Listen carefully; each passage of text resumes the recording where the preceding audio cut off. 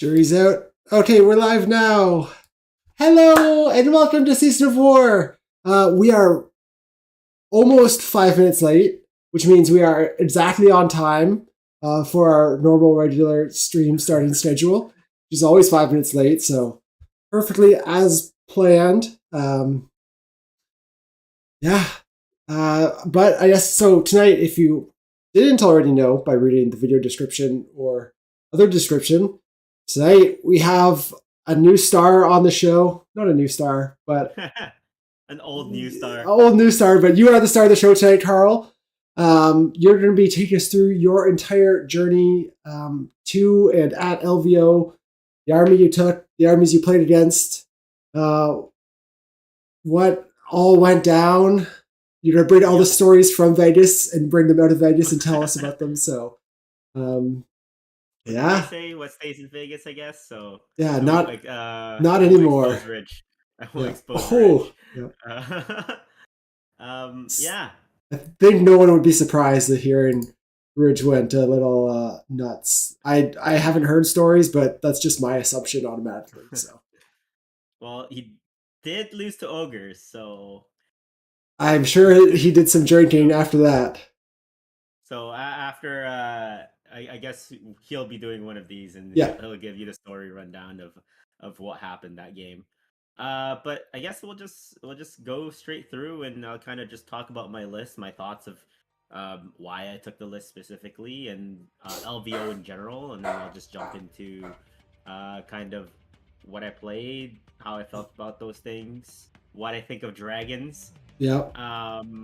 And if you guys have any questions while this is going on, just go ahead, just type it in the chat, and I have it up. Yeah, exactly. Same. As much as possible. I've got chat up as well now, so thank you guys all for joining. We are excited to... We've been planning this kind of format of doing event recaps individually for a while now, and this is the first time we've really just had the opportunity to take it for a spin. So yeah, we're going to do it. Hopefully it lets us go a little more in depth. And yeah, have some fun. A bit more. I just learn more from the games. So much of the time when we do like 3 or 4 of us recapping an event, we just try and speed through it as fast as possible, so it's not a like 2-3 hour stream. But yeah. Yeah. Is my mic okay? The volume is fine. Let me see here. I turned it up. Okay, this is my audio. Should be try again, Carl. Yep. Should be a little better. Hello. If it's not, I can turn myself down just to make us a little more even. But way too low on the mic. Wait. Oh, is this a little bit better? When I hold the mic over here. She's needed to get a little closer. Oh, Jordan's loud, Carl is quiet. That's Josh, why don't you just tell it? All right. Okie doke. So LVO was the largest tournament I've ever attended. For sure. 180 people. So I was a little bit nervous kind of prior to LVO. I was going to take a Living Cities army that incorporated 4 Fulminators, 30 Iron Drakes, basically to the tournament. But as the kind of time crunch was going on, I decided to switch my list to Kragnos. And that's 2 reasons. One, I was basically painting the whole Living Cities army in 1 month. All the models were converted, and I felt like I wasn't doing them justice with just contrasts and just quick and dirty, and so I didn't want to do that.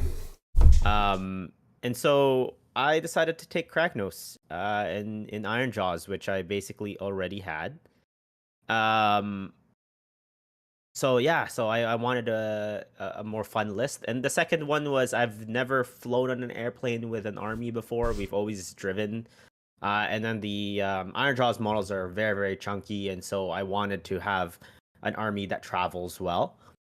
And so yeah, those kind of were the two reasons why I decided to take Kragnos in Ironjawz to LVO, which was kind of a ballsy move because I was the only Yeah. person to do that. I Um, I definitely yeah, thought it was a bit of a out of left field. Yeah, it makes sense. You didn't want to rush the army that you were yeah. focusing on. Um, It was basically a week before I decided all of a yeah, sudden, and I exactly. made it It's just out Kragnos of in two nowhere. days. Yeah, out of nowhere. And so kind of those were my decisions going to LVO. So my goal was 3-2. I would have been very, very happy at 4-1. And I didn't have really any aspirations to get into the top 8. Of course, if I made it there, I would be over the moon, and I would be a hero to our destruction buddies. If I had made it to the top 8, but that didn't end up happening. Um, some of the considerations as to Kragnos, other than just the mega bosses, was the dragon matchup. I knew there were going to be a lot of dragons at LVO, and Kragnos's impact hits, plus his -3 rend on the 4 damage, hitting on 3s and wounding on 2s meant he was much more reliable than the mega bosses on Maw Crushers. I find that the Maw Crushers at 3s and 3s, you can't really rely on them killing a unit of 4 dragons, while Kragnos has a fairly good chance of doing that. And that's was my thoughts on taking Kragnos. And Kragnos is cheaper than 2 mega bosses. He's not nearly as fast, but he's much more punchy. And so I filled out my list with, the usual stuff, War Chanters.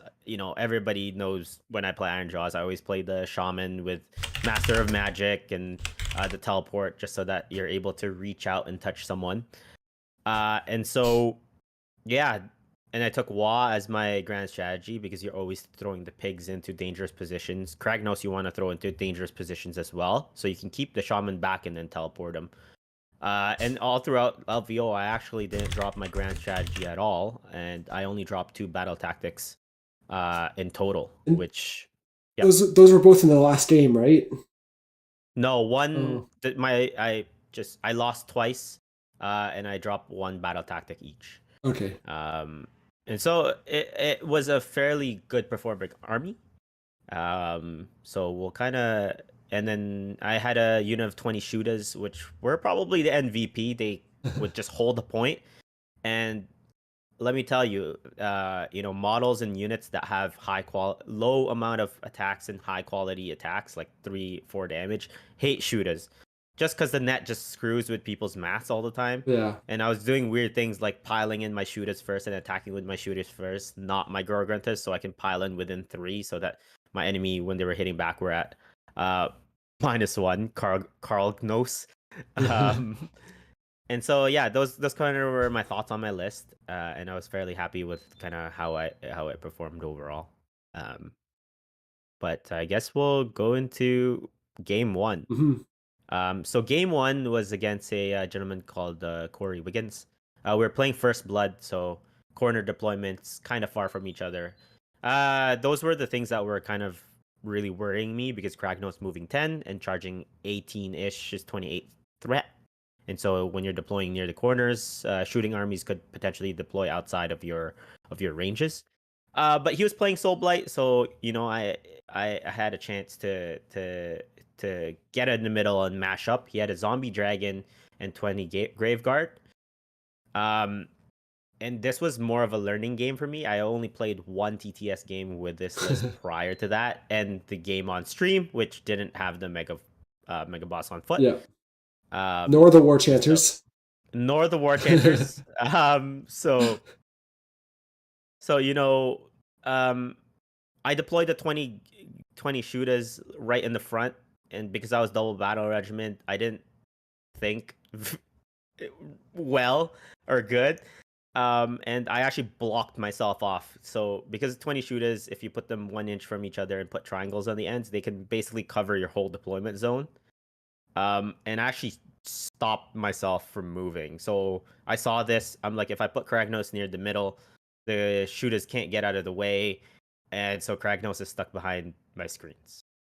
And so I had to deploy him on one end. And Corey, kudos to him, deployed his zombie dragon on the opposite end of the table just to, get away Yeah. from Mr. Cragborough. Um, it was a difficult match. We were kind of, you know, slamming in the middle. The zombie dragon was on one flank. Kragnos was on the other. He was taking off my pigs. I was taking off his dire wolves, which he had 20 10 10, I think. And I think the big mistake that Corey did was his zombie dragon was left on 2 wounds. Decided to fight with that first, but at that point it was already turn 3. The objective had been burned, where the zombie dragon was. He fought with the zombie dragon, ended up killing 3 pigs, but in return, I was able to use Kragnos to kill the 20 Graveguard. Now, 20 Graveguard potentially don't kill Kragnos, but they do quite a bit of damage, enough to limit his movement, and that basically unlocked the center and the right-hand side for me, while his zombie dragon was fighting my shooters all game, which meant I ended up winning the game. The shooters are going to be a common theme of just holding up people with their -1. Yeah. And so yeah, it was a good first game. I felt good about Kragnos. He did not take a single wound that whole game, and so I really wanted to test him in my next game. And so game 2 was power struggle. I played a lovely lady by the name of Casey Myers, and she was playing a army close to your heart, Jordan, Idoneth Deepkin. Yes, I remember seeing that. But she was playing 21 Echelon Guard. Oh wow! Was that the 2 turtle list, or was that the one Ridge played? No, Ridge played 2 turtles. Okay. I played 21 Echelon Guard, the Eidolon, a turtle, and a unit of sharks. Okay. Again, the 2-drop for anyone who's playing Destruction or Ironjawz is so good because it allows you to give your opponent turn, which is what I did here. She wasn't, eels are one of the fastest units in the game, and she still wasn't able to get close enough to me to charge me and hold me up in my deployment zone, which if it was reversed. Yeah. If it was reversed and she pinned me, Echelon Guard with ignoring Rend meant I would have been stuck in my deployment zone for the rest of the game. And so she was very, very conservative, but as soon as you touch the middle point in power struggle, Kragnos is fast enough to get to the other side of that. Mm-hmm. And she knew that. She played Kragnos, she played Ironjawz quite a bit because her husband plays as well. And so she actually just flooded the whole objective with Echelon Guard. It was like 18 Echelon Guard on the center point, and I was like, how am I going to get through that? My rent doesn't matter, that sort of thing. But she left minimal forces on the back. I was able to teleport some pigs to kill a shark and take her back point. Kragnos, because of some weird pylons and his impact hits on the charge, was able to put his toe on the point, and he was worth 30. Yeah. So even though she had 18 Echelon Guard in the middle, I had that middle point right off the bat. And so it was a big punch up in the middle.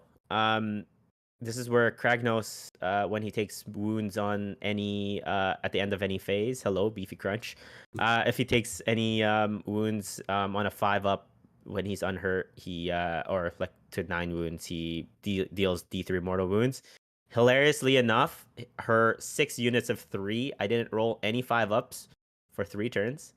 And the one pig that was supporting Kragnos just kept getting screamed at for some reason, and I actually killed my own pig unit by just screaming at them.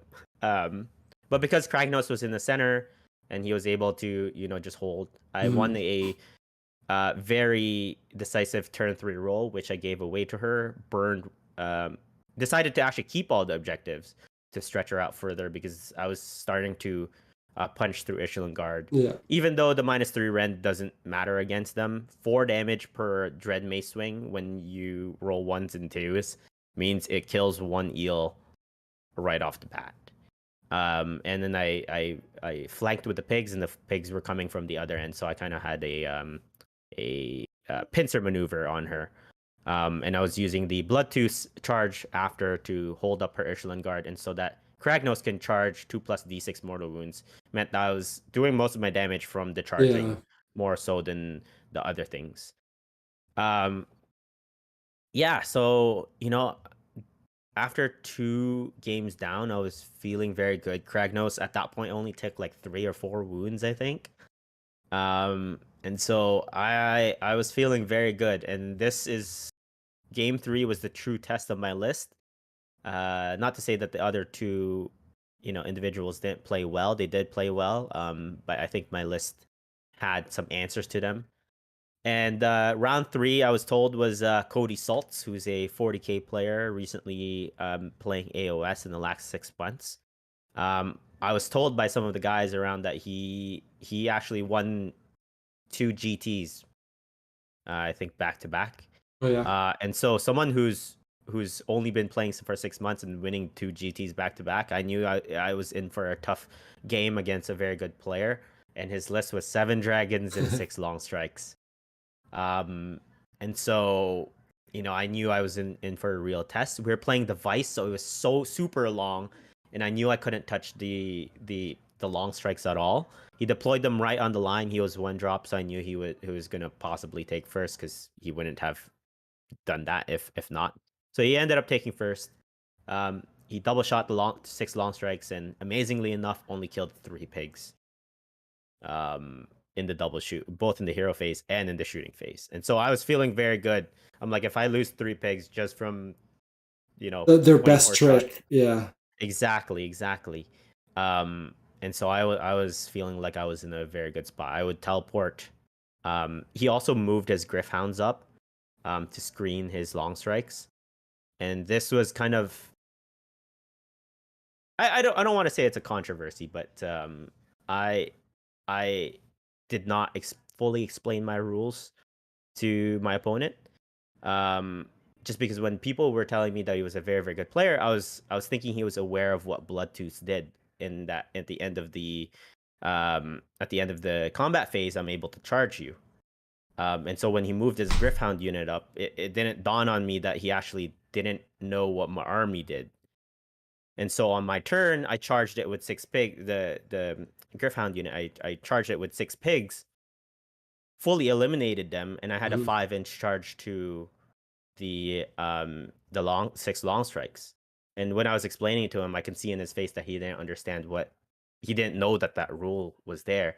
And I, kind of from a sportsmanship standpoint, didn't want to take advantage of that, because he, being a good player, I don't think would have moved the Griffhounds up in that position for me to be able to charge the long strikes. So I told him I wasn't going to do that, and then I ended up just moving them normally and not charging my Gorgrintis. Yeah, it's a tricky, a tricky yeah. spot, because typically I know, like we always do, you explain your list and your rules and your legion's abilities and all that stuff. We always explain it if people don't already know it, right? I actually didn't. I'm saying you didn't explain it because based on reputation or what, you assumed. Correct. I assumed that he knew what Bloodtooth did. That's a tough position, because obviously the main thing is you do always want your opponent to be aware. You don't want the gotchas. You don't want to trick someone into making a mistake. I didn't want to do that, and so I didn't, like, it's not a game. Didn't lose me the game, but it definitely put me a little bit on the back foot. So I just moved them. I just normal moved them outside of 3 of the 6 long strikes. And I ended up winning the double turn. And so I charged the long strikes. So they were gonna be dead regardless. This is where the long strikes kind of even out. Where when I charged them, I killed 2 of the long strikes, did 4 mortal wounds with 6 pigs. 4 long strikes are 8 shots, and 2 wounds apiece is about 16 damage. Yep. And he did 16 damage to my pigs. Oh my gosh. Yeah. That's the worst. Yeah. So, killed 3 pigs. The long strikes ended up dying. Yeah. On his turn, he took him out, and so basically I was left with 3 pigs, Shootas, and Kragnos at the start of the 3rd turn. And I was still in the game, actually. The priority from 2 to 3 was big, in that I was keeping Kragnos very, very far behind. Now, this is what I learned playing Kragnos into dragons, is because dragons have the double move and their shooting range is 12 inches, you have to measure 36 out because the mortal wound breath is what is going to kill Kragnos. Yeah. Like the attacks from the dragons, you don't really care about, but the mortal wound breath, if they spike, especially 2d6, could potentially just bracket him heavily. And so I was keeping out of the 36, and he knew that, and he needed to keep out of 28.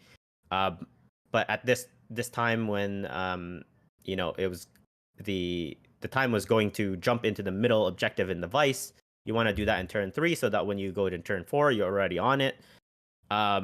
And so he won the priority. He was still keeping outside of 28 inches of Kragnos.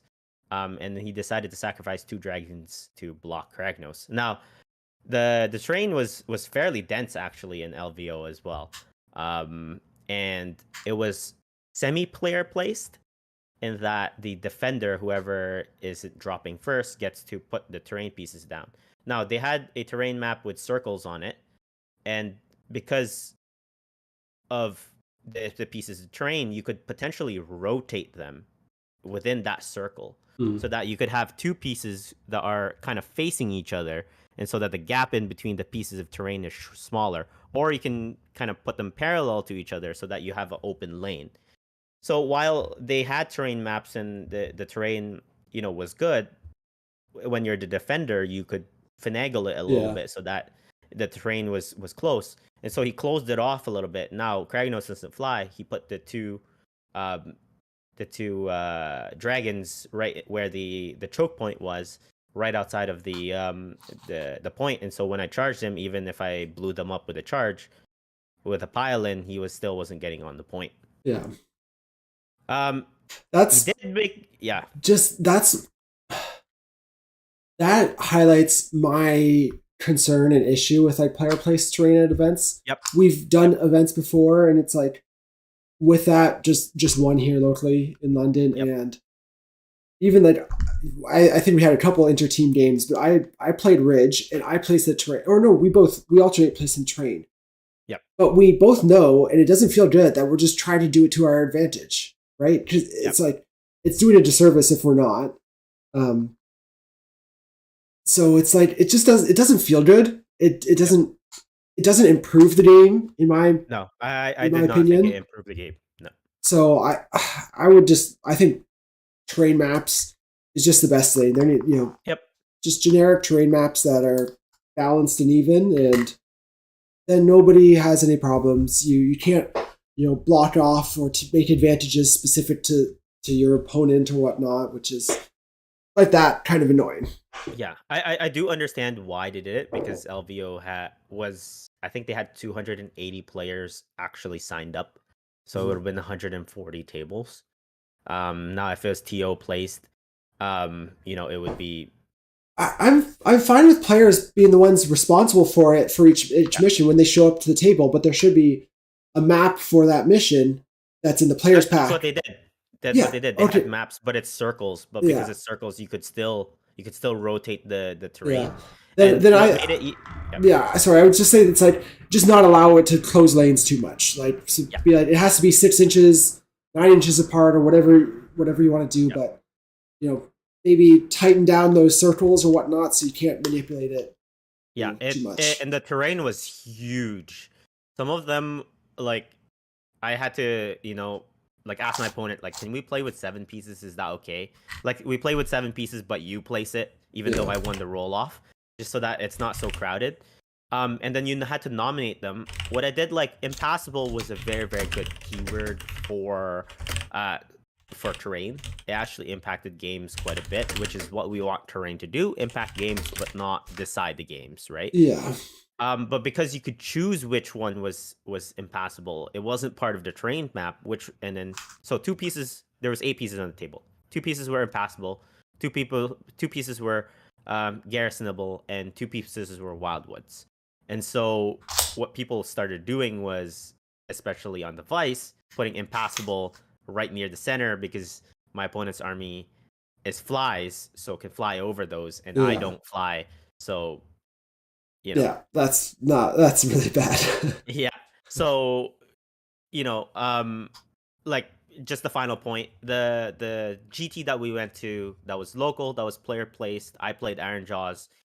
Um, and I think I'm a fairly good player, and I went 2 and 3 at that event. Just because the terrain meant that my Maw Crushers actually couldn't physically fit in Yeah. between the pieces of terrain. So it was actually removing 2 or 3 inches off of their movement because they needed to go up, slide across, and down. Because GHB says terrain must be 6 inches apart, so at least there's that caveat, so that the things were slightly apart. But Maw Crusher bases are greater than 6 inches, so they would have to actually flap on top of terrain pieces. So that's the final thing I wanted to say about terrain. He was smart, used it to his advantage. Kudos to him. Kragnos charge did 0 wounds on the charge, Oh, which gosh. I needed at that point. One of the dragons was 1. He thought he had closed it off, but because of where he placed the 1 dragon, if I had done 1 mortal wound, it would have been lifted, and I could have actually swung Pylon onto the point, which meant I would have been on the point. Didn't happen. Rolled a 7. When you play Kragnos, that's the one thing you want to do, is that insane multiplying charge. Yeah. But if you roll a 7, which is basically a 2-up, yeah, like, didn't happen. He ended up killing the 2 dragons, and Cody jumped him with the 5 remaining dragons. Like, you are not gonna get on the point. I'm throwing all my dragons into you, and Kragnos sat there for 3 turns, 3 combat rounds, tanking the dragons, just smacking dragons left and right, like going nuts. And he ended up going down, and I never touched the point. Any point, like in round 4 and round 5, never ended up touching the point. But he did end up killing 5 dragons by himself, which was amazing. And the shooters, I actually was able to take the point once because I had marched the shooters up and touched the point with like 11 shooters while he had 2 dragons there. So again, MVP shooters, I lost by 6 points. Now, I learned from that game I should never assume my opponent's knowledge. It's fairly quick for me. Hey, Ironjawz double move, Bloodtooth. If I'm within charge range, I can charge you after the combat phase. It would have cleared it up, and I could have potentially, survived that matchup. Save 3 pigs. Yeah, save 3 pigs on the charge. Yeah, So it was a very, very good game. He played very well. I can see why he's won multiple games and multiple GTs. But he's, for all intents and purposes, a new player. He actually didn't even deploy his models in the corners for the Vice. He actually had to go backwards with his dragons. So overall, I felt pretty good still with Kragnos and the pigs, or Porknos as they call it. So I was 2 and 1 after day 1. And so in the morning, all I wanted was not to play dragons again. Like, no dragons, please. No, thank you. Yeah, so I ended up playing Aaron Will, who is from 3D6 Wargaming, on Tectonic Interference, and he was running 2 Great Unclean Ones and 50 Plague Bearers. Ooh, that's tanky. Now, I was a little bit unsure about this matchup. 50 Plague Bearers with Fleshy Abundance means that he could potentially have a 3 wound apiece Plague Bearer unit, which meant on a short deployment like this meant he would be on the point quite easily. Now, I had the choice of turn because he was a 11 drop, I think, or 8 drop, quite high, and I was 2. And I ended up giving him the turn for the potential of the double, which meant that he was on the point straight off the bat. He was able to cast Fleshy Abundance on one of the 20-man Plague Bearer units, and that meant that I was not gonna go fight them at 3 wounds apiece with a 5-up. Like, nothing in my army, even though I'm one of the most combat-y armies in the game, nothing in my army would chew through 60 wounds like that. He also had Sloppity Bile Piper, so I couldn't pile in. And so the six pigs, which are actually probably the most damaging unit in my army, meant they weren't probably going to do anything if they can't pile in. And so I was very conservative. Kragnos touched a point, didn't charge. I used six pigs to teleport in his back line and pin one of the 20 Plague Bearer units so that he had to pile backwards and not onto the point. And as I said at the beginning of this, the shooters were the real MVPs because they ran onto a point that was held by 10 Plague Bearers and just sat there. And I left them there all game. Basically, the Plague Bearers aren't able to kill 20 shooters, and the shooters can't kill them, but I always hold the point. The six pigs were able to kill 20 Plague Bearers actually pretty reliably. I WAD. I didn't even need to use the pig attacks to kill 20 Plague Bearers with a unit of buffed up six pigs. So they blew them straight off the bat. So the map looked like on my very left hand side. So if you know tectonic interface, it's three. It's three in the middle. So he had 20 Plague Bearers on the left hand side, 10 Plague Bearers on the left hand side, and then his two Great Unclean ones were central, greened by 20 Plague Bearers that were gone after my turn one. Now it's very fortunate when you play Ironjawz, your fate is in the hands of the 1-2 double, because when you double people, it is such a devastating army that you can pretty much win most matchups just off the back of a double. Ended up doubling him. Now I had a big decision for me. I was like, do I charge the Great Unclean one that's sitting on the point, or do I just leave Kragnos there? He counts as 30. He's gonna come and try to fight me. Again, I was leaving the 20 Plague Bearers alone because they had Fleshy Abundance, and my shooters were holding the right-hand side. I said, you know what? My turn's going to be very, very easy. I'm just going to score my points and then pass it on to you. And then he said, we're in Vegas. Why don't you roll the dice? And I was like, you're right, man. We are in Vegas. Let's roll the dice. So I ended up moving Kragnos up and charging his Great Unclean one. And I ended up rolling the 6 and the 5 for 30 mortal wounds on the Great Unclean one. That's spicy. Even with the 5 up to ignore, his Great Unclean one got lifted off the board. And so he was left was Rodigus and the 20 Plague Bearers all on the extreme left flank, which meant they had to come through Kragnos to go all the way to the other side if they wanted it, or fight Kragnos in the center point, which meant I had 30 models or 25 when he's wounded. And that was basically the story of the game. His 20 Plague Bearers contacted Kragnos. Kragnos was able to swat them aside. Yeah. It was at this point that he no longer was able to cast Fleshy Abundance because I was starting to unbind it with Master of Magic. And so, yeah, just control the center and the right-hand side and ended up winning that game. For that question, were you using Gore Hackers or Pig Iron Choppas? I have my unit of 6 pigs is Gore Hackers, and the 2 units of 3 pigs are Pig Iron. Now, I would go with all Gore Hackers if you're ever building your Ironjawz army, but because this was pre-FAQ when I was building them, and I don't want to snap off arms and didn't magnetize it, there it is. Rocco! Hey, what's up? What's up, Rocco? And the Kragnos charge was when he said Vegas, and I said Vegas, let's roll the dice. Yeah. And it went in your favor that time.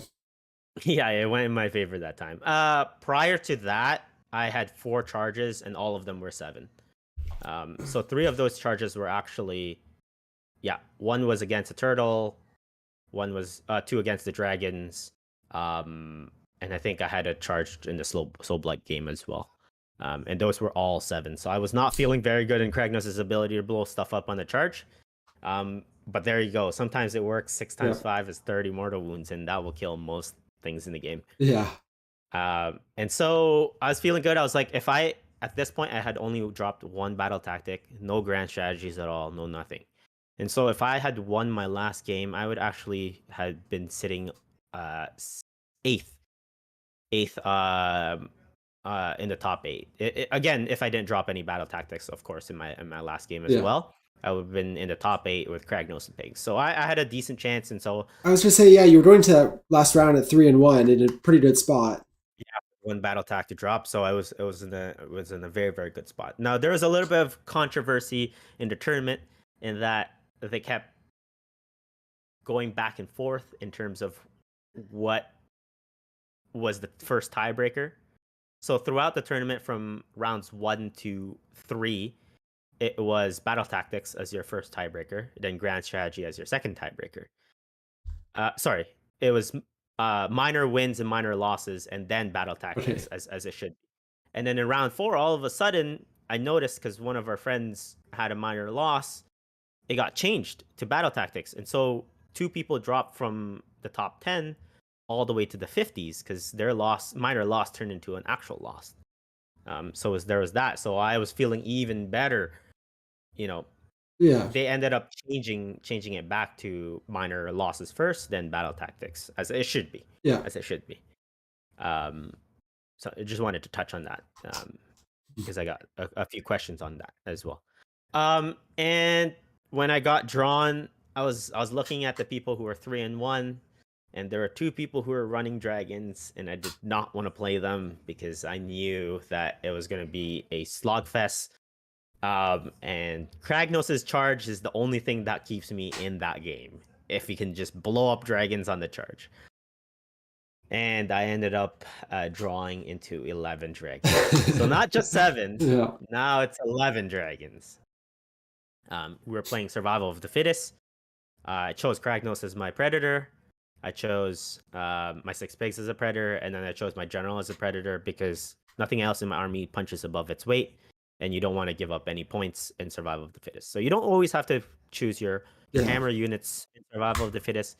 And the interesting thing was he Scions of the Storm halved his army, and so what was left on the table were the predators. So he had a unit of 4, 3 units of 2, and then the Night Draconis was basically his list.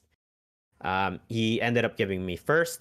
I was very, very cautious because I knew how fast dragons were and their dragon breath.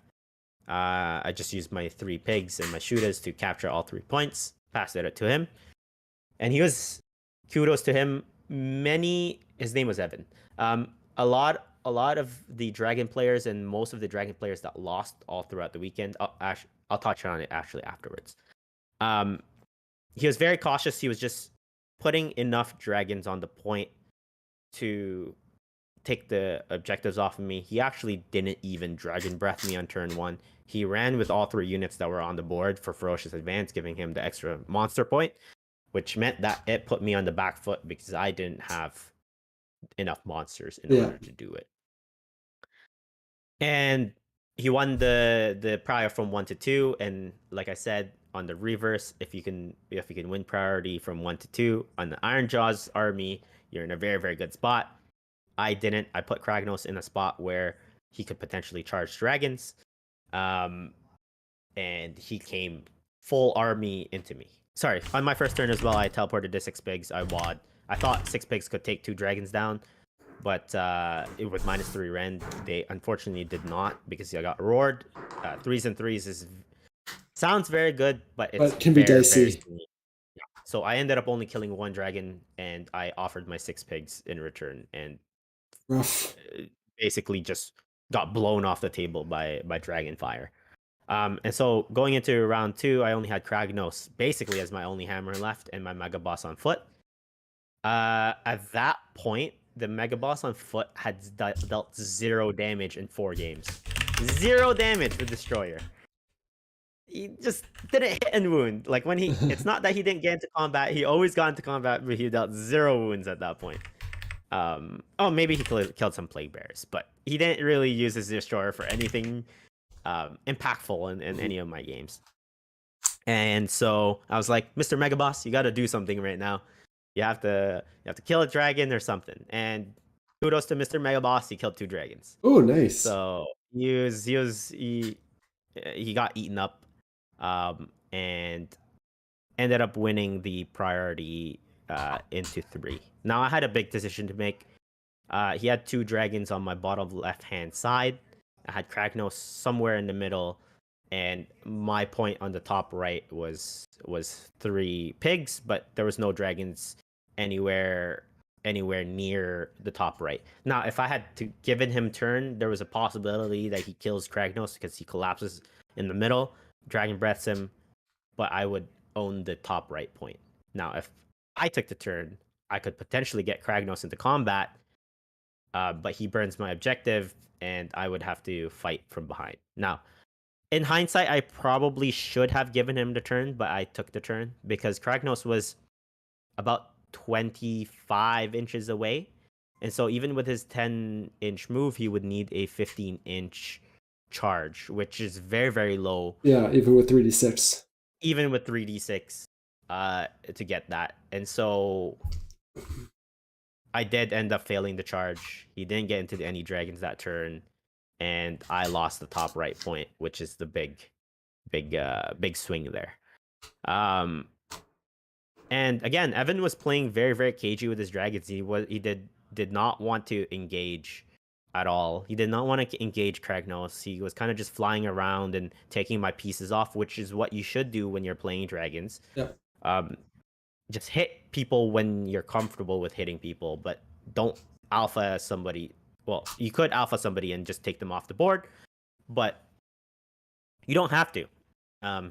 You count as 5 models per dragon, right? So you're able to take people's objectives off of them really easily, and that's what he was doing to me. But turn 3 was where he decided I'm gonna commit all my dragons. So at this point, he didn't hero phase move at all. So he started using all the hero phase movement to get into the center into Kragnos. Now he charged. Well, he fire breathed Kragnos and ended up doing 12 mortal wounds to Kragnos. I only saved 1, so he was 7 wounds left. And Evan was very comfortable at this point and decided to charge Kragnos with 2 dragons. And the other dragons didn't make any of their charges. They were like 9-10-inch charges because he was so far back. So it's 2 dragons versus Kragnos. Kragnos with 7 wounds. He hit me with everything he had. He roared me, so I couldn't get, better than a 2-up save. Dealt enough wounds to kill Kragnos. I rolled a 6. Kragnos is on 1 wound. I was like, yes, we survived. We are still in the game. Kragnos proceeded to kill them, even with 1 wound. Killed 2 dragons right off the bat. And Stormcast, he explodes, but I piled in, so only 1 dragon exploded. 10 dice, did 1 mortal wound. Shit. Oh. Kragnos is gonna die now. Rolled a 6. Okay, Kragnos is still alive. So Kragnos is like it's a roller coaster. Ended up being my turn. Fix and beat plus heroic recovery. Rolled 3 on each. So Kragnos is now on 7 wounds. And Kragnos is ready to punch up. I had an opportunity to charge a unit of 4 dragons that were now 3. If I was to roll well, I could blow them up, then pile in towards the other 2 dragons because he left them fairly close to each other. And in combat, now I knew from my previous die rolls that if I roll average, Kragnos at 1 wound can kill 2 dragons pretty reliably. So I did that. I launched Kragnos into the middle of his army, and if this play worked, he would only have a Knight Draconis left in round 4, which meant game would be in hand for me. Yeah. And I beat 11 dragons with Kragnos. I hit the 4 dragons. I think I rolled 18 mortal wounds, which was sweet. Nice. But it's not the 27 that I needed. Yeah. I mean, that would be like a huge, 27 mortal wounds meant that I need to roll a 5 and a 5, a 5 and a 5, or a 5 and a 6, 5 and 6 in any combination. Yeah. On 2 dice. So I was fishing for 2 5-ups basically, in order to have killed the 3 dragons, which didn't end up happening. So I piled closer into them. I was scared that if I left 1 dragon with 1 wound and I wasn't in combat with him, he could potentially rally 1 or 2 back. And so I ended up, saying, hey, I'm just going to finish those guys off. So I ended up finishing those guys off. And on Evan's turn, he ended up using the Knight Draconis' double fire breath so that the 2 dragons became 4 dragons.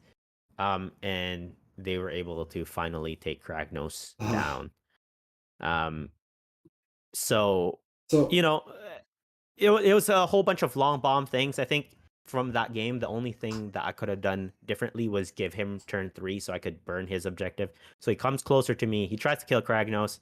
Maybe he doesn't kill Kragnos. And then I proceed to just absolutely destroy dragons. Yeah. Like just kill a whole bunch of dragons. And so out of those 2 games, Kragnos ended up killing 13 dragons by himself. Which is crazy if you really think about it. 13 dragons is well above the amount of points that Kragnos is. But the rest of the army didn't perform as well as I thought. The 3d6 charge was very nice. That's what made the Mega Boss on foot able to get into combat so easily. I would just Mighty Destroyers move 8 inches and then 3d6 charge meant that he was almost always getting into like, combat. Reliably can get into stuff. By the way. Oh. So the Mega Boss on foot was fast enough with the 3d6. So kind of high level. Someone was asking about the 3d6 charge aura. Nope, still can't hear you. Kind of high level 3d6 charge aura. It's very good. But it's not necessary in Ironjawz. Can you hear me now? Nope. So it's not necessarily needed in a pig list because you already move 18. The way I use pigs is I usually teleport my 6 and then impact somewhere. And Kragnos isn't nearly fast enough to catch up to a teleporting pig unit. And so it wasn't really needed for that. And most of the time, if you Mighty Destroyers outside of 12 or outside of 12 into outside of 3, meant your 3-inch charge was always. Oh, I can't hear you. But yeah, I was about to say. Okay, I know what happened. Okay. Oh, did your wireless headphones fall asleep? It turns off when there's no sound for a while. Yeah. Thanks, chat. And so so basically the 3D charge was nice. It was only if you can only teleport Kragnos. If it was only relevant in those 5 games for the Mega Boss on foot. At no point was I using it to get the pigs into combat. So in an Ironjawz list, Kragnos is good, but maybe not with pigs. If you want to take brutes, now that's a whole different story, because then moving 8 and then 3d6 charges meant you could use them like how I was using the Mega Boss on foot, getting them into positions. And brutes are actually more damage than pigs because all their attacks have -2 rend, as opposed to just the guy off top. And there's 5 of them as opposed to 3, and they're cheaper. So I would potentially do that. But brutes are still not fast. That is their issue. Yeah. But if you teleport, in a game, and this is what we've come across with Zach and Fireslayers as well. Even if you can get them in a position with like a deep strike or a teleport, units that are slow, in a game where you can now burn one objective, their value has dropped so hard. Yep. Because you get stuck. You need to take a flank or a corner objective or whatever, or one on the end. Yeah. And you put that unit there, that objective gets burned, and there's 2-3 turns where they're not relevant. Yeah. I ended up side story in a local tournament, ended up taking 15 brutes because I wanted to see what 15 brutes do. Yeah. They killed the world. Whatever they touched, dead. But the thing is, they were so slow. Once you teleport them, the hero that teleports needs to teleport next turn beside them. Then on the 3rd turn, then teleport them into another thing. And it was like a 2-turn play to get them somewhere else. And sometimes you fail that spell. It's not guaranteed. Mm-hmm. And so your 2-turn game plan becomes a 3-turn game plan or a 4-turn game plan, and at that point you've already lost because everybody just ignores 15 brutes because they can't kill it, and they know that they can take the other objectives because you don't have anything else in your army. And so Ironjawz is in a very, very weird spot right now in terms of that. The best performing Ironjawz player in the tournament Mr. Jiwan Noah Singh, who's a good friend Mhm. of ours. Took 2 Mega Boss on Maw Crusher, but again, his finals game was lost on the turn 1 to 2 priority. He had made a huge play, got within 3 of 6 long strikes. He was playing Mergonk from the Stormkeep channel. Got his Mega Boss within 3 of the long strikes. Actually ended up killing the Translocation guy on turn 1, which was crazy, which meant the 6 long strikes were stuck there. Yeah. And if he won the turn from 1 to 2, those 6 long strike would have disappeared. And so Mergonk would have been left with 4 Annihilators versus 2 Mega Bosses on Maw Crushers. But the long strikes were able to kill him in the hero phase, and then in the shooting phase, do quite a bit of damage to the other Maw Crusher. And so Ironjawz is in a very, very weird spot, even with Kragnos, in that they rely so much on a double turn somewhere in the game, preferably 1 to 2. But even 2 to 3, if you double, then you're able to really do a lot. They really want to overwhelm the opponent, right? And Correct. If there's an army with screens, as we've seen, you hit the screens that first turn, you need that second turn to get into stuff, or else. Yeah. If your opponent has 1 turn, let alone 2 turns, you're losing so much. Yeah. Very often. Pigs are 5 wounds apiece, but they're on a 4-up save, so a lot of things in the game are able to just take them off wholesale. And they're only bravery 6, so if you don't have the CP to spend on Inspiring Presence, if you lose 2 pigs, you're most likely losing another one. Mm-hmm. And so they're in a very strange spot. They are one of the best combat armies because they do have that speed to get into your opponent's face and go in. And in Bloodtooth, you can, charge into shooting units so that you use 3 pigs to screen for the rest of your army. But weirdly enough, in the game, there's a lot of hero phase shooting, Daughters of Cain, Stormcast, so they can remove the thing that you're tagging their shooting unit with, or a teleport to move them, as we see in Stormcast as well, so that you can't pin them, multiple turns. You have that 1 turn to really just leverage and blow them up. And kind of my thoughts on dragons. Dragons are good, but they don't have necessarily the same output as other units of the same cost. Now, the combat is okay. What you're really relying on, and what the dragon armies really do well, is the mortal wounds from breath. But those are so swingy. Multiple times they did 0, and that 1 turn against Kragnos they did 11 mortal wounds, just 2 dragons, right? So it's like you can't rely on it. So in a 5-game series GT, 1 game the dragon breath can just fail you. And we saw there were two Stormcast lists in the top 8, and neither of them were like huge heavy dragon spam. No, James O'Brien had the. Oh yeah, that's true. Heavy. He was. That's true. But anyways, the point I was going to say is, like any spam list, where you spam 1 super good war scroll, it makes that army 1-dimensional. So if you have something that can stall it or counter that only dimension that you have to your list, it can. It just falls apart.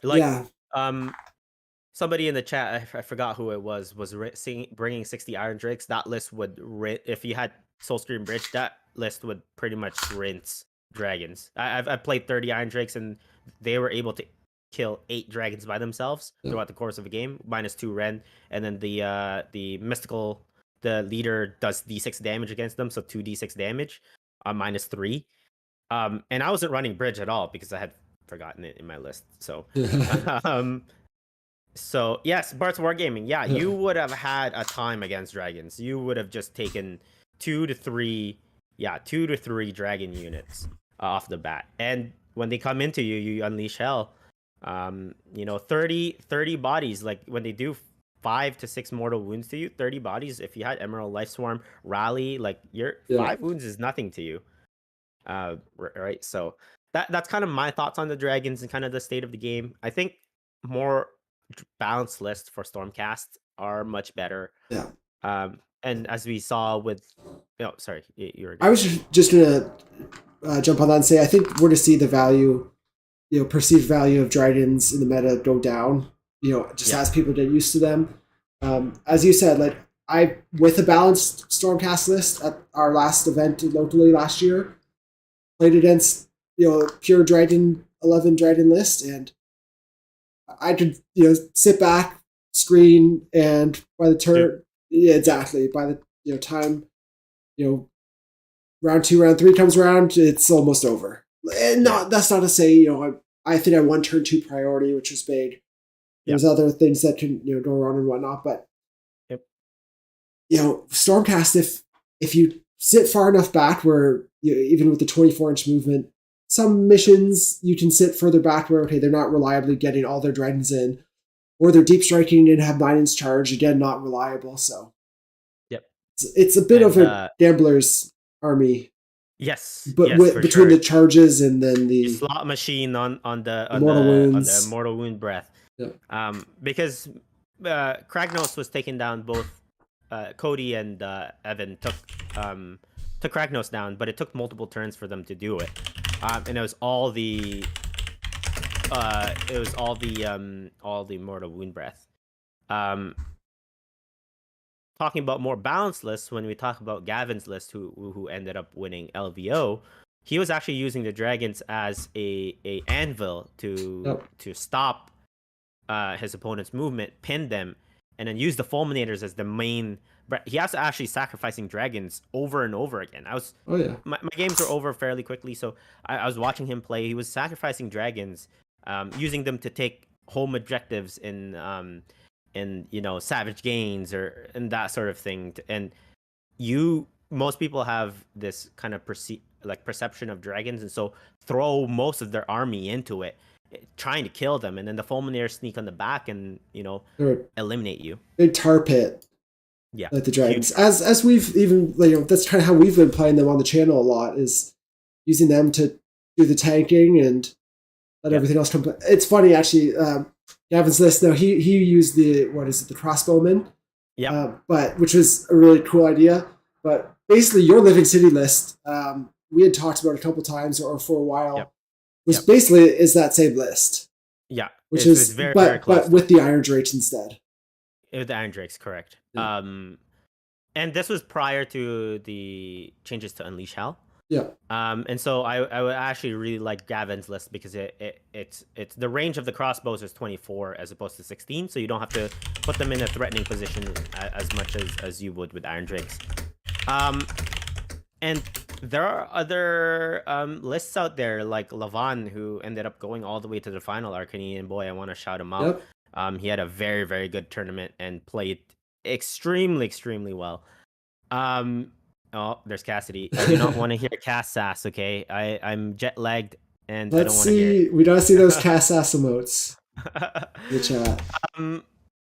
Yeah, so things like Lavan's list, which have no armor saves but 120 wounds, dragons can't deal with. Nope. They can't deal with it at all. And that's where actually Stormcast in general, even with the shooting, can't deal with that unless they have fulminators. And that's where You've played Lavan a few times in that matchup, and fulminators are the thing that will remove 60 zombies in one turn. Yeah. Like charge, remove 60 zombies. Charge, remove 60 zombies. That's where the power of the book comes from. A lot of people use spam. So as much as dragons are very good, and I can see them in a lot of armies as an ally, or or just in pure Stormcasts. Yeah. If you run a more balanced army, and like even you running Judicators is you're the only person who was running 15 Judicators in the whole tournament. And you know what, actually, so I think the Judicator pick was for our meta was the great pick, like locally what we see. Yeah. I think Launch Strikes might have, just for the point saving, I don't think it was as big of a deal with what the meta was down there. Mm-hmm. There wasn't the Lumineth that I was expecting. There wasn't the amount of dot that I was expecting. Now there was a lot of Stormcast, so in the Stormcast mirror, Judicators would be better.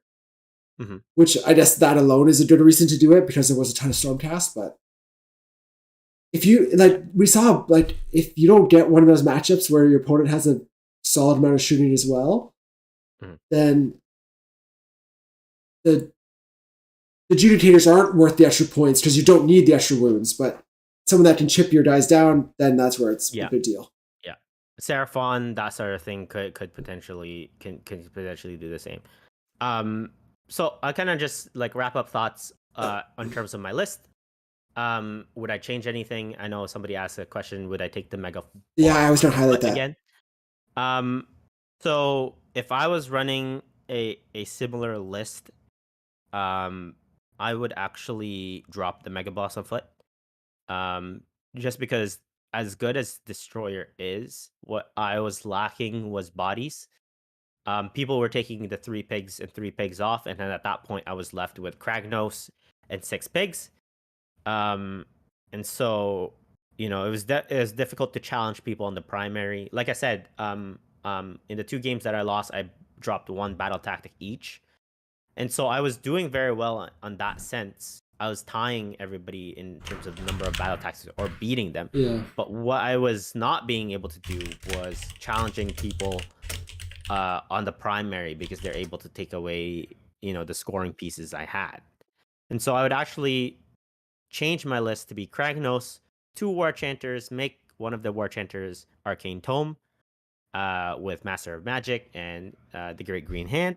And I would actually run, I believe you can fit 18 pigs in that list.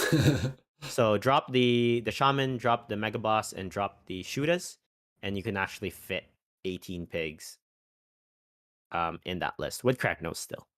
So if I was to make minimal changes to my list or like keep the core of the list, that's actually what I would do. And I would run a unit of 6 and then just 3s. 3, 3, 3, 3, 3, 3, 3, 3. Just because it messes with people's target priority and what they would. Now, I hate painting pigs, so I would never run that list. So we've got 6 more over here that you can borrow now. I have 12, so yeah, that would be 18. So yeah, so unfortunately not. I want to make Kragnos work. That is my goal. Now I have some projects in the background that, you know, I think are more competitive overall.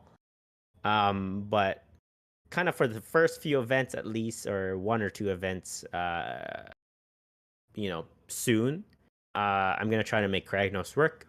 Absolutely. So what I arrived at after watching a gentleman's game who was running Kragnos and Cruel Boys is I'm gonna be running Kragnos in Cruel Boys.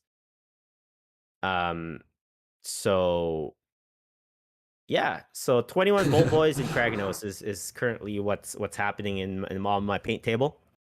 All in the 1 drop to compete with the other shooting armies. And the army uses the Bolt Boys to affect the board at range.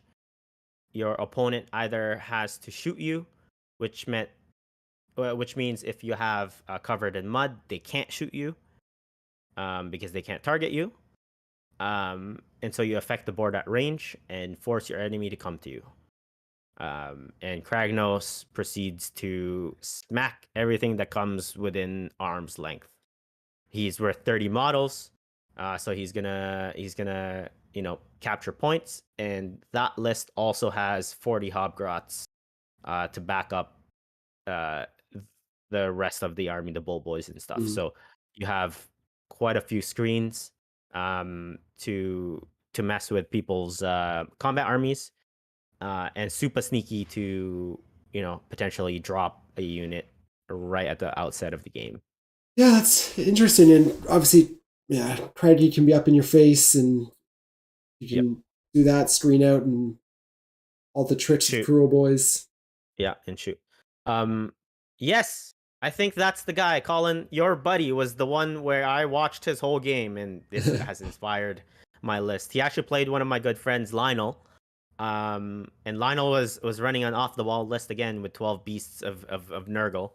And he thoroughly smacked my friend around. So, you know, seeing how it worked, and he was running Gobsprak, which is not a viable model. Oh, here I go again, not saying not competitive. No, it might have been a brown Craggy. So it might not have been your friend. but yeah, that's what I'm thinking for making Kragnos. Now, Kragnos and the ogres might be viable, but I don't have an ogres army, so I'm not going to be doing that. And so yeah, those are my thoughts in terms of Kragnos, and kind of his impact on the meta.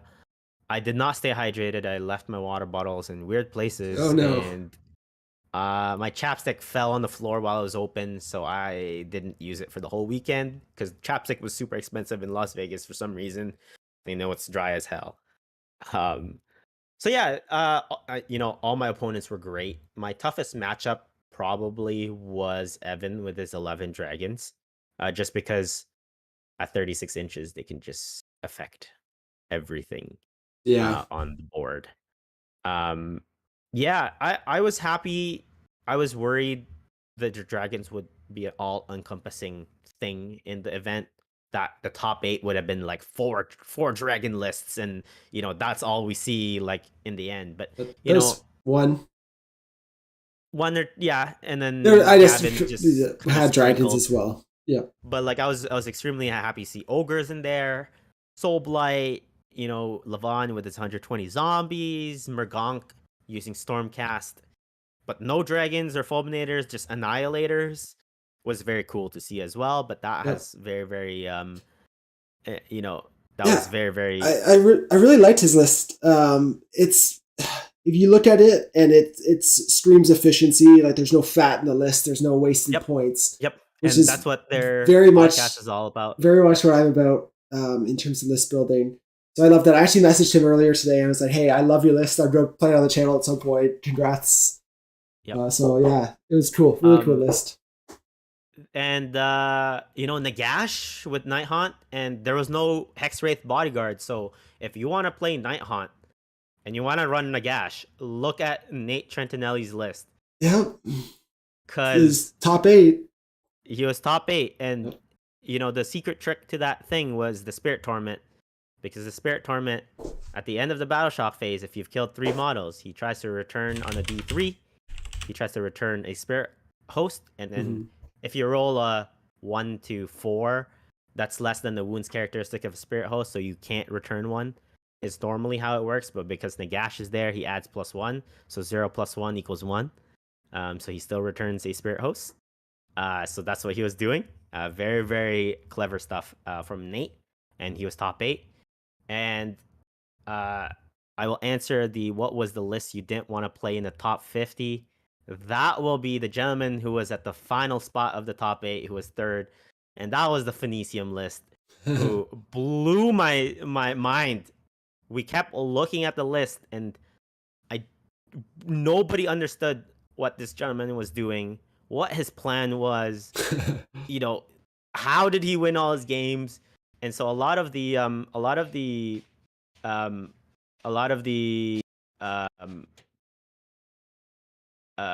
talk in the tournament was he had an easy path. Oh, he had an easy path. He has an easy path.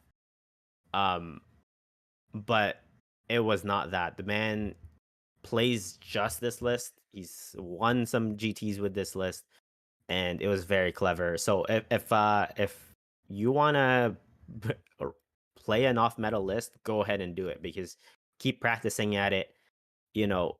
Just play it so that you know ins and outs of it. He was running 30 Phoenix Guard, but it's 10, 10, 10. 2 Phoenixes and 3 Assassins. 3, yeah. And I had a conversation with him. I think his name was James. Sorry, I didn't research his name, but he was all about battle tactic denial. Jeremy. Yeah, it was all about battle tactic denial. Was his game plan. He knew he could score he can score battle tactics pretty easily. He could compete with anybody on the primary, but he can deny you your battle tactics. Where the 3 assassins I'll quickly talk to you about, and then we'll kind of have closing statements, and then we're good to go, I think. What he was doing was the 4-up ward on everything meant that everything was hard as nails. Like you couldn't crack it with -1 to wound from the Phoenixes, meant that the list was hard to crack. What he was doing actually was twofold. Either he would drop Shadow Stalkers or Shadow Warriors down on your point, and if you had 10 models and the Shadow Warriors were 10 models, he'd pop out an assassin at the beginning of the combat phase, because you don't nominate which unit the assassin goes to. It can just pop out of any units that has one. So he would pop him out, and that would mean he would be 12 models to your 10.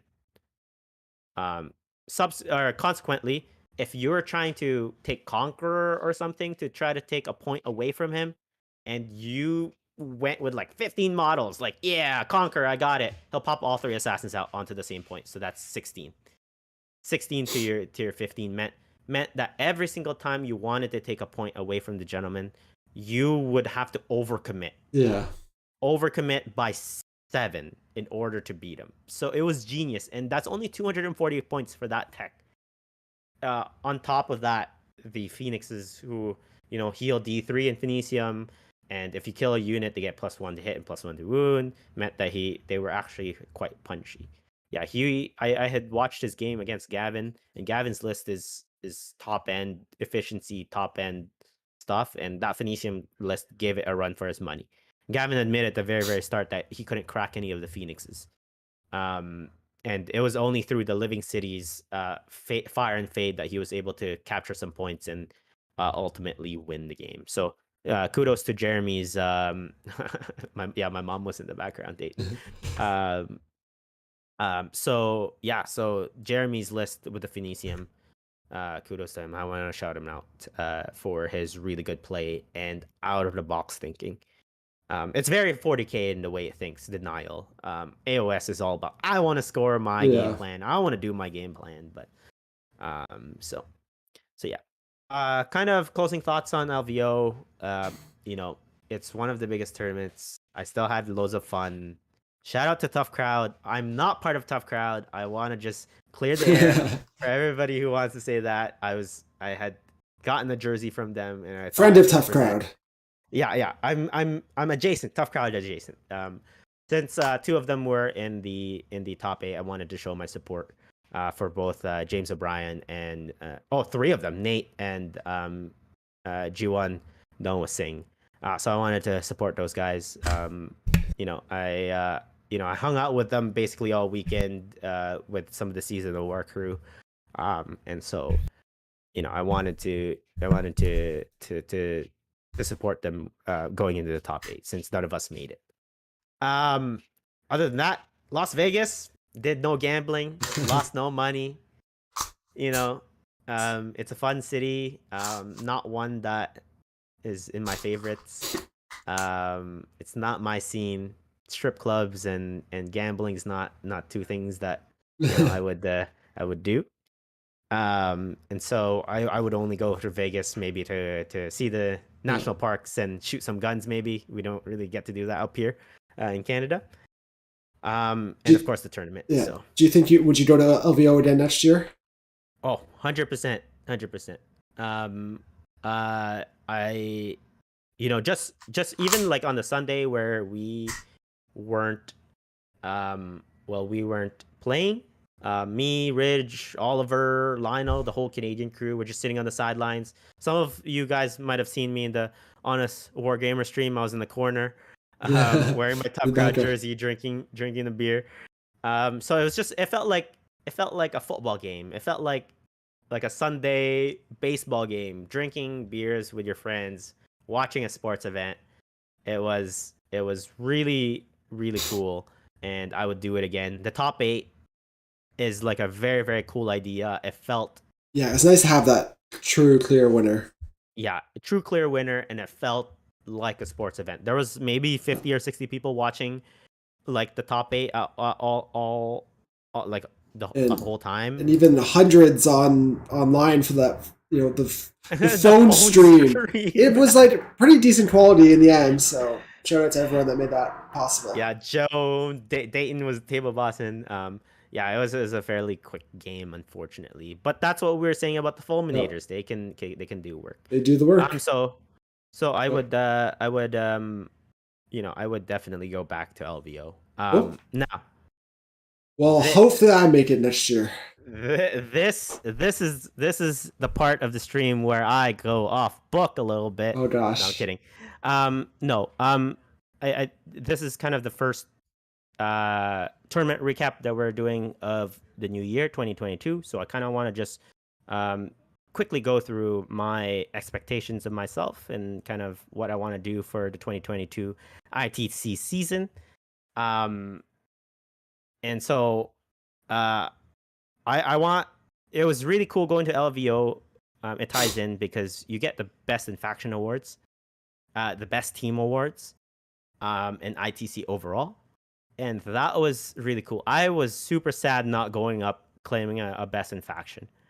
I want to win one of those awards, for LVO 2023, um, just because I just want to win a trophy. I jumped too many armies last year. I'm gonna try to focus a little bit more this year. The world's coming up as well. As you said, started first couple events with Kragnos. Yeah. Um. There's a reason for that in the background, but I won't say it on stream.